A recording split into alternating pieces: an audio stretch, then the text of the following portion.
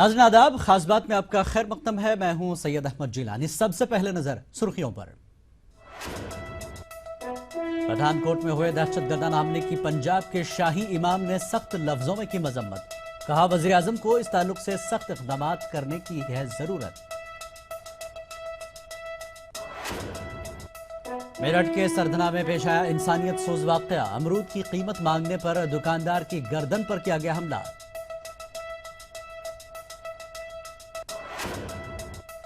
Maharashtra ATS ने हैदराबाद के 3 नौजवानों को किया गिरफ्तार। गैर कानूनी तौर पर कारतूस रखने का मामला। अदालत ने पुलिस तहवील में 9 जनवरी तक की तौसीह।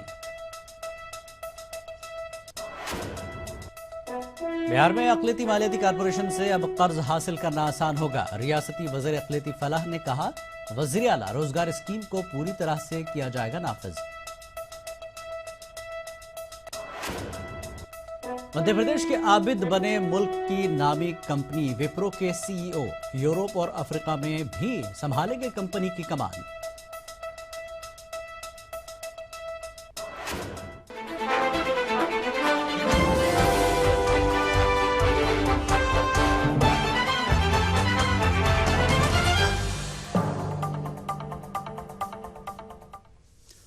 सुर्खियों के बाद अब खबरें तफसील से।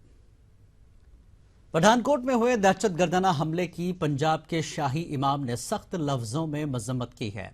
पंजाब के शाही इमाम मौलाना हबीबुर रहमान लुधियानवी का कहना है कि मुल्क के वजीर आजम को इस ताल्लुक से सख्त इक़दाम करने की जरूरत है।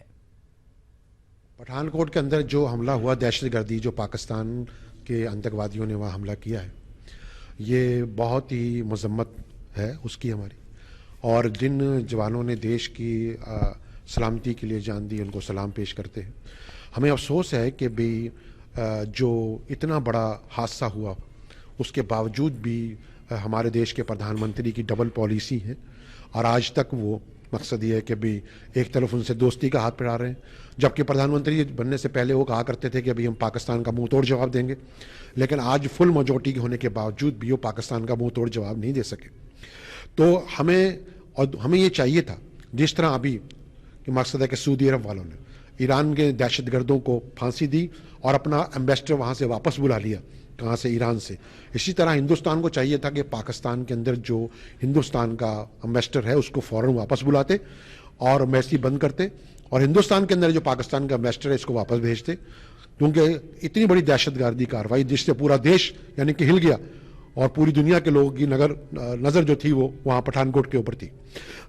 तीसरी बात यह है कि हमारे पंजाब में कादियान एक जगह है जो कि बॉर्डर से सिर्फ 6-12 किलोमीटर पे है। आज से कई साल से वहाँ जो 25 दिसंबर से लेकर 30 दिसंबर तक वहाँ सम्मेलन होता है उनका, उसके अंदर 500 या 400 आदमियों को वीज़ा दिया जाता था। लेकिन अब की जबकि यानी कि बीजेपी सरकार आई है, तो पिछले साल भी सुषमा स्वराज जो है देश की प्रधान विदेश मंत्री हैं, हमने उनको कहा भी लेटर के जरिए, तो पिछले साल 5000 कादियानियों को वीज़ा दिया गया जी। इस साल जो है 6000 कादियानियों को वीज़ा दिया। हमने 2 महीने पहले सरकार को कहा कि अभी ये वीज़ा मत दो इनको, क्योंकि हमें खतरा है कि अभी ये इसके अंदर पाकिस्तान के ISI और जो पाकिस्तान के अंदर जो तंजीमें हैं जो हमारे देश के अंदर गड़बड़ करना चाहती हैं उनके लोग आ सकते हैं। लेकिन हुकूमत ने हमारी बात को नज़रअंदाज किया, तो अब 6000 आदमी वो कादियान के अंदर आ गए। वहाँ से बॉर्डर सिर्फ 12 किलोमीटर है और हमें अब 100% यकीन है कि वो जो कादियानी आए थे, क्योंकि इससे पहले कादियान के अंदर से कादियान के सम्मेलन से बटाला के SSP ने वहाँ से एक कश्मीरी कादियानी को पकड़ा, तो कादियानियों ने कहा पहले कि हमारा प्रचारक पकड़ा गया। जब SSP ने कहा कि भी इसके पास बारूद मिला है, AK-47 मिली है, तो उसके बाद फिर कादियानियों ने यह कहना बंद कर दिया कि हमारा प्रचारक है कि नहीं है, लेकिन पकड़ा उनके सम्मेलन के अंदर से ही। इसी तरह अभी जो 6000 आदमी वहाँ आए, तो उनके अंदर भी पाकिस्तान के ISI के एजेंट कादियानियों की शक्ल में आ सकते हैं, हमें इस बात का यकीन है। और पाकिस्तान की तंजीमें जो देश के अंदर गड़बड़ फैला रही हैं वो भी उनके एजेंट भी आ सकते हैं। अभी यकीन है कि 25 तारीख को जब वो हिंदुस्तान में आए, उनके लिए 5 दिन बहुत थे उस सारे इलाके की स्क्रीनिंग करने के लिए। उन्होंने 5 दिन में अपनी तैयारी करके पहली तारीख को अपना काम कर दिया। तो हमें पूरा शक है कि ये सारा काम जो है कादियान ही इसका सेंटर था जहां से ये सारा काम हुआ है। तो इसलिए गवर्नमेंट को चाहिए कि आइंदा वीजे के ऊपर पाबंदी लगाए, स्क्रीन करने के बगैर किसी को वीजा मत दे। समझे नहीं, क्योंकि ये देश की सलामती का मसला है।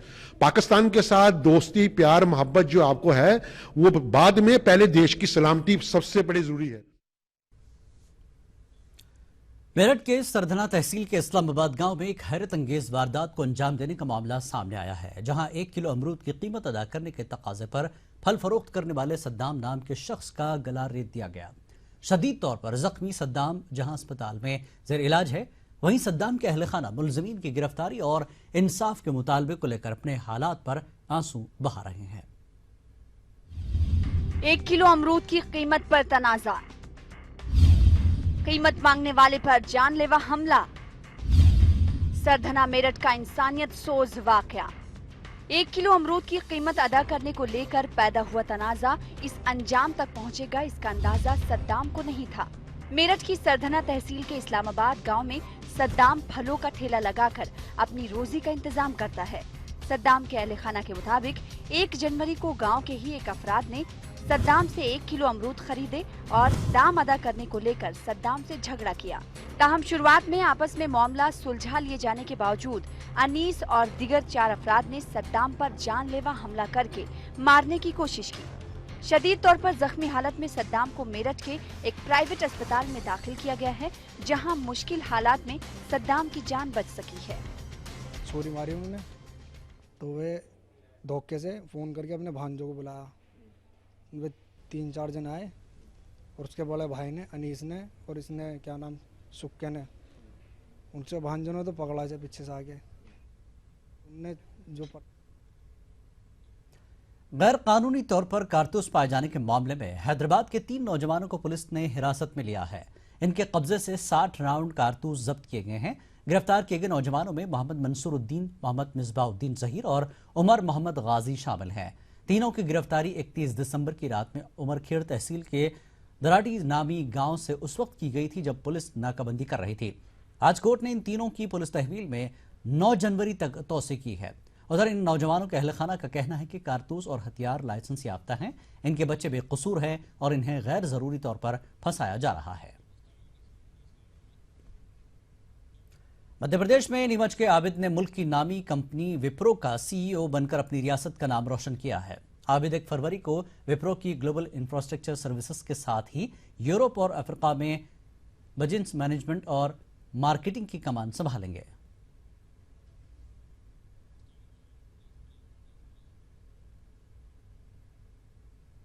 वक्त एक ब्रेक का, ब्रेक के बाद फिर लौटेंगे।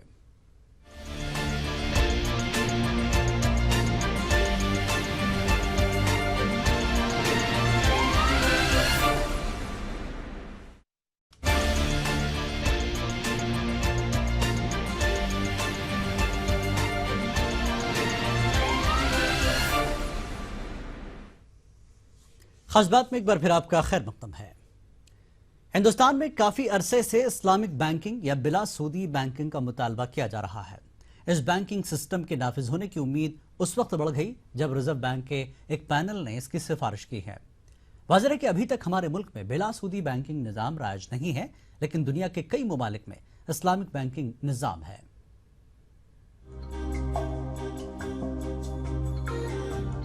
जल्द ही मुल्क की बड़ी आबादी के लिए शरई कवानीन के मुताबिक इंटरेस्ट फ्री या इस्लामिक बैंकिंग का रास्ता साफ हो सकता है। रिजर्व बैंक ऑफ इंडिया के एक पैनल ने इस बात की सिफारिश की है। इस्लामी बैंकिंग के आगाज का इम्कान, आरबीआई के पैनल ने की सिफारिश। बिला सूदी बैंकिंग को बताया वक्त की जरूरत। दुनिया के कई ममालिक में इस्लामी बैंकिंग निजाम राइज। माहिरीन की नजर में मुल्क की इक्तिसादी सूरत हाल बदलने का इम्कान। दरअसल हमारे मुल्क के मौजूदा निजाम के मुताबिक बिना सूदी बैंकिंग का नज़्म नहीं है, लेकिन इस्लामी कानून के मुताबिक सूद लेना और देना दोनों हराम है। नतीजतन मुल्क के अंदर मौजूद बहुत सारा पैसा लोगों के घरों में ही जमा रहता है। 20 करोड़ मुसलमान हैं जो आमतौर से बैंकों से भागते हैं, बैंकों में पैसे नहीं रखते, बैंकों से लेन देन नहीं करते, बैंकों से मामलात नहीं करते, जिसकी वजह और जो एक उनकी मजहबी मजबूरी भी है, क्योंकि सूद से बड़ा गुनाह जो है कम चीज़ें हैं जो सूद से बड़ी गुनाह हैं। और जब बैंक सूद में काम करते हैं तो मुसलमान मजबूरन जो है बैंकिंग सिस्टम से कट ऑफ हो जाते हैं। अगर ये कानून नाफिज होता है तो इसके 2 फायदे होंगे। एक तरफ ये सूदी निजाम को गलत मानने वालों की भी बैंक में पैसा जमा करने की हिचकिचाहट खत्म होगी, और दूसरी जानिब ये कि हुकूमत के खजाने में इजाफा होगा। जो पैसा लोगों के घरों में जमा है वो बैंक तक पहुंच सकेगा।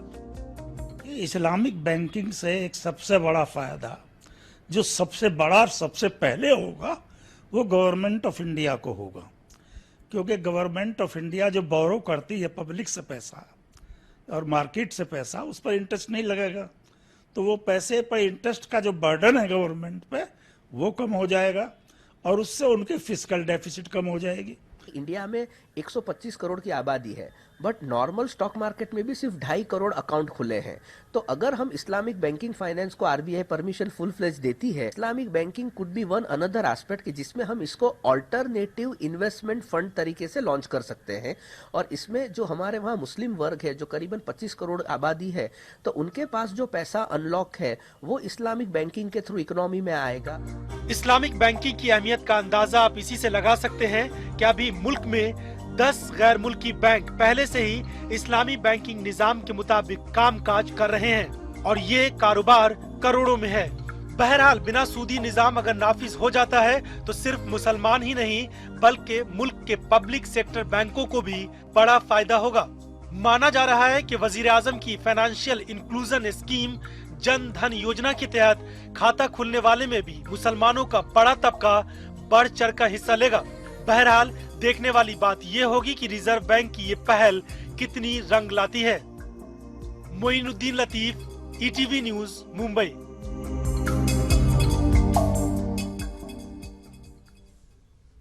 बिहार में अक़लियती मालियाती कारपोरेशन से अब कर्ज हासिल करना आसान होगा। सूबाई हुकूमत की स्कीम को जमीन पर लागू करने का ऐलान करते हुए वजीर अक़लियती फलाह ने कहा कि वजीर आला रोजगार स्कीम को पूरी तरह से नाफिज किया जाएगा। पेश एक रिपोर्ट। आपको सुनकर खुशी होगी कि बिहार की अक़लियती मालियाती कारपोरेशन अब काम करने लगी है।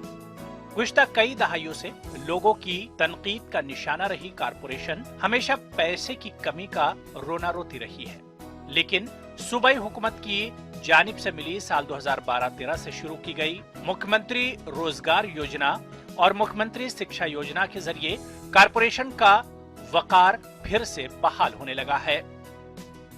वित्तीय वर्ष जो चालू है, जो 31 मार्च तक है, उसमें 25 करोड़ रुपया का वितरण करना है और इसमें आज हम लोगों को 142 लाभुक है पटना जिला के और 20 है कैमूर जिला के, कुल 162 है, जिसमें 1 करोड़ 69 लाख रुपये 50,000 देना है। दरअसल अक़लियती मालियाती कारपोरेशन को मरकजी हुकूमत की NMDFC से पैसा मिलता था। उसी पैसे को कारपोरेशन लोगों के बीच कर्ज के तौर पर तकसीम करती थी, लेकिन सूबे में कर्ज लेने वाले लोगों ने पैसे नहीं लौटाए। आपको जानकर हैरानी होगी कि NMDFC का 27 करोड़ रुपया सूद का बाकी है। ऐसे में मरकज ने पैसे देने से इनकार कर दिया है। इसे देखते हुए सूबाई हुकूमत ने अपनी स्कीम शुरू की है, जिसको पूरी तरह से नाफिज करने की बात वजीर कर रहे हैं। कारपोरेशन अब तक 1133 लोगों को कर्ज मुहैया करा चुका है। मजीद 162 लोगों को कर्ज दिया गया है। खास बात का सिलसिला जारी रहेगा एक और ब्रेक के बाद।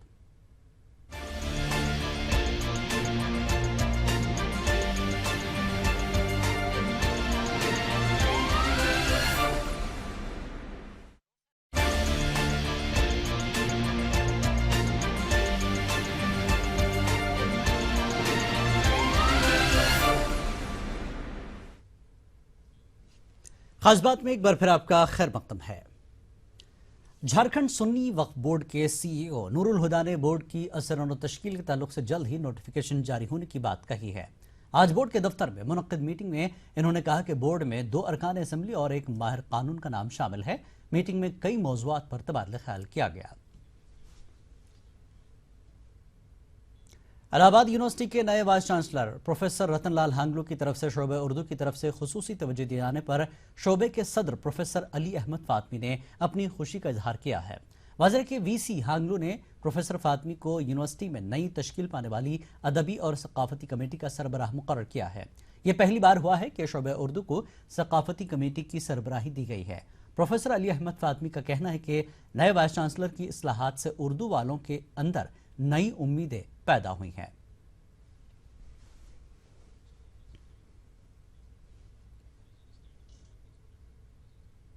मुझे दीजिए इजाजत।